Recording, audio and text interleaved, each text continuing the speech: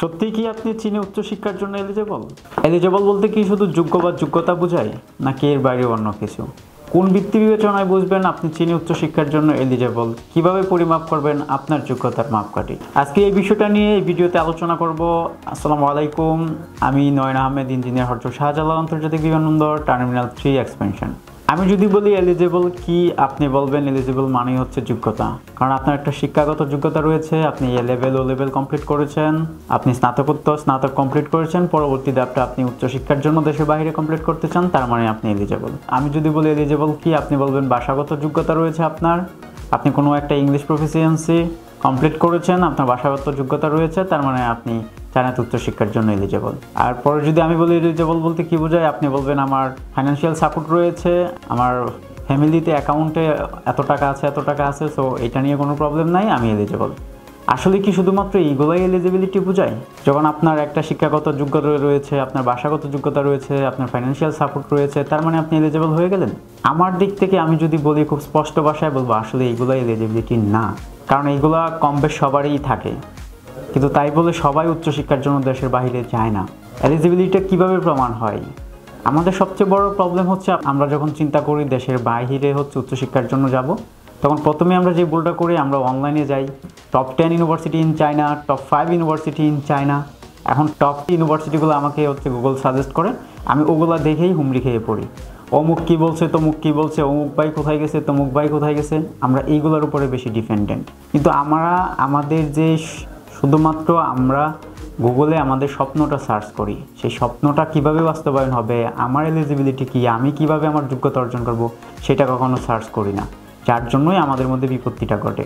কারণ আমি যখনই চিন্তা করতেছি আমি চায়না যাব, আমি টপ 10 ইউনিভার্সিটি ইন চায়না লিখলাম, নাম্বার 1 ইউনিভার্সিটি চলে আসছে সিংহোয়া ইউনিভার্সিটি, ওয়ার্ল্ড র্যাঙ্কিং 16, 17, তার মানে বিশাল একটা ইউনিভার্সিটি, আমাকে ওই ইউনিভার্সিটিতেই পড়তে হবে।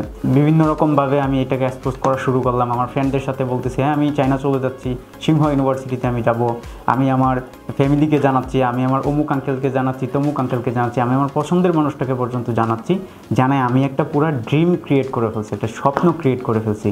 এখন আমার ওই স্বপ্ন থেকে কোনোভাবেই বেরিয়ে আসার সম্ভব না। কারণ আমি ওটা থেকে যদি বেরিয়ে আসি, ওটাতে আমার যদি না হয়, তাহলে আমার লোকজন কি বলবে, নানান একটা হিবিজিবি হয়ে গেছে। তো আসলে আপনি এটা কেন করছেন? আপনি এটা করার আগে কি ভাবছেন যে সিংহোয়া ইউনিভার্সিটিতে আপনার এডমিশনের জন্য কি দরকার, আপনার যোগ্যতা কি আছে, সেটা কি একবারও ভাবছেন? সিংহোয়া ইউনিভার্সিটিতে ভর্তি হওয়ার জন্য প্রথমে আপনাকে SSK 5 কমপ্লিট করতে হবে। আপনার প্রত্যেকটা সায়েন্সের সাবজেক্ট ম্যাথে আপনাকে 95% পড়ছে আপনার মার্ক লাগবে। আপনি ওখানে অ্যাডমিশন নেওয়ার পরেও ওখানে যে হচ্ছে আপনাকে SSK 5 আবার পরীক্ষা দিতে হবে। প্রত্যেকটা ইন্ডিভিজুয়ালে ইয়াতে হচ্ছে আপনাকে 60 করে মার্ক পাইতে হবে। যদি না পান, আপনি অ্যাডমিশন নিতে পারবেন না। কেন এটা আগে ভাবেন নাই? কেন আপনি আপনার স্বপ্নটাকে ওভাবে সাজাইছেন? এখন যখন আপনার সিংহোয়া তো দূরের কথা, আপনার যখন 1000 নাম্বার ইউনিভার্সিটিতেও অ্যাডমিশন হচ্ছে না, তখন তো আপনি পুরো ডিপ্রেশনে চলে গেছেন। তো আমরা নর্মালি আমাদের যোগ্যতাগুলোকে এইভাবেই করে ফেলছি, আমরা আমাদের যোগ্যতার মাপকাঠিটা বুঝি না, আমরা চেষ্টা করি না বোঝার।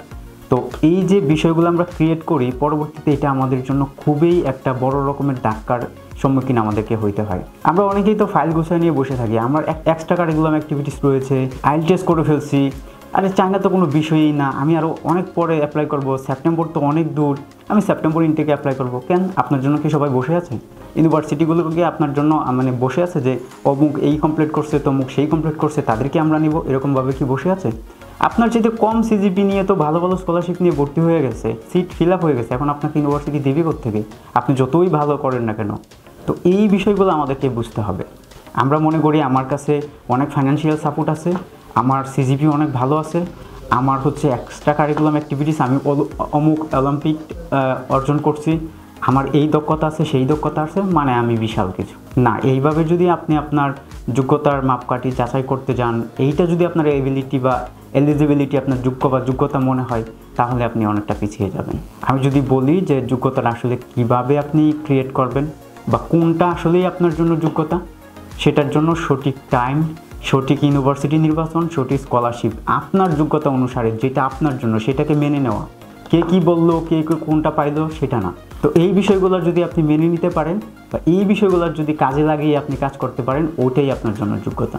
আপনার যোগ্যতা হচ্ছে সেইটাই, ধরেন যে আপনার একটা শিক্ষাগত যোগ্যতা রয়েছে, আপনি এ লেভেল কমপ্লিট করছেন, ও লেভেল কমপ্লিট করছেন, আমি যদি খুব সহজ করে বলি আপনি ইন্টার কমপ্লিট করছেন, ডিপ্লোমা কমপ্লিট করছেন, ওইটার যে সিজিপিটা আপনি পেয়েছেন তার উপরে ডিপেন্ড করে যেই ইউনিভার্সিটি আপনাকে ভালো স্কলারশিপ দিবে ওই ইউনিভার্সিটিটা নির্বাচন করাই হচ্ছে আপনার যোগ্যতা। যদি আপনি এটা সঠিকভাবে না করতে পারেন তাহলে যোগ্যতার মাপকাঠি থেকে আপনি অনেকটা পিছিয়ে। এরপর যদি বলি যে একাডেমিক স্কোর যেটা রয়েছে সেটাকে অবশ্যই আপনার মাথায় রাখতে হবে।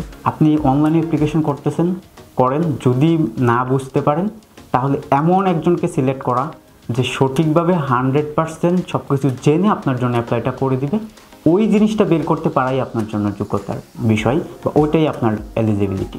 এরপর যদি বলি সঠিক ইউনিভার্সিটি নির্বাচন, আমি যে আগেই বললাম যে আমার সিংহতে যোগ্যতা নেই, তারপরেও আমি ওটা নিয়ে স্বপ্ন কেন দেখবো, আমার প্রয়োজন হচ্ছে আমার যোগ্যতার মাপকাঠি হচ্ছে বের করা। তো আমার 1000 নম্বর ইউনিভার্সিটিতেও যদি হয়, সেখানে যদি আমার একটা ভালো স্কলারশিপ থাকে, আমি যদি ওখান থেকে ভালো কিছু শিখতে পারি, ওটাই তো আমার যোগ্যতার একটা প্ল্যাটফর্ম, যেটাতে দাঁড়িয়ে হচ্ছে আমি আমার যোগ্যতাটা প্রমাণ করতে পারবো। আরেকটা বিষয় একটু আগেই আমি বললাম, যেটা হচ্ছে যে আপনার জন্য কেউ বসে নেই।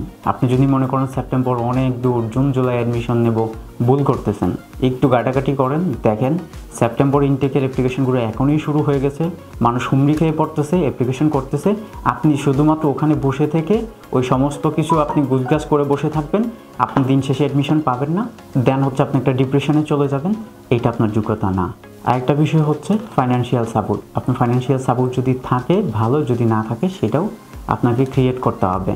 কারণ কোনো দেশেই এইভাবে নেই যে আপনাকে স্কলারশিপ দেবে ফুল ফ্রি, সাথে হচ্ছে আপনাকে ফুড কস্ট দেবে, অসম্ভব। যদি আপনি সেটাকে অ্যারেঞ্জ না করতে পারেন বা হচ্ছে কোনো রকমে করছেন, আপনি এখন দৌড়দৌড়ি করতেছেন, আপনি চায়নাতে চলে যাবেন, কিন্তু আপনি জানেন যে হ্যাঁ প্রথম কয়েকটা দিন হয়তো আমাকে সাপোর্ট দিতে পারবে, পরবর্তীতে আমার সাপোর্ট নাই, তো আমি ওখানে যে একটা কিছু করে ফেলবো, এটা একেবারেই বোকামি।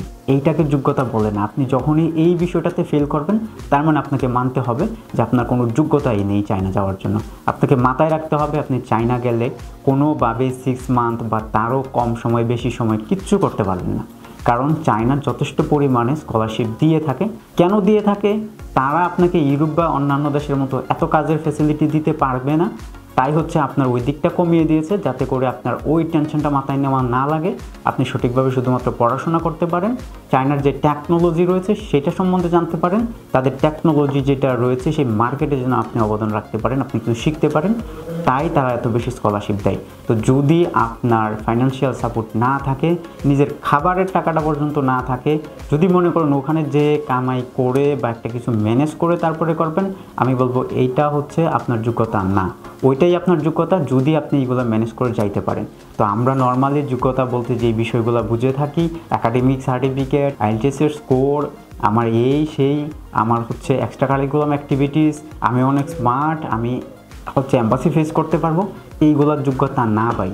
টোটাল বিষয়টা বিবেচনাপূর্বক যেটা আপনার জন্য ভালো সেটা চুজ করতে পারাটাই আপনার যোগ্যতা। ভালো থাকবেন, সুস্থ থাকবেন। আসসালামু আলাইকুম।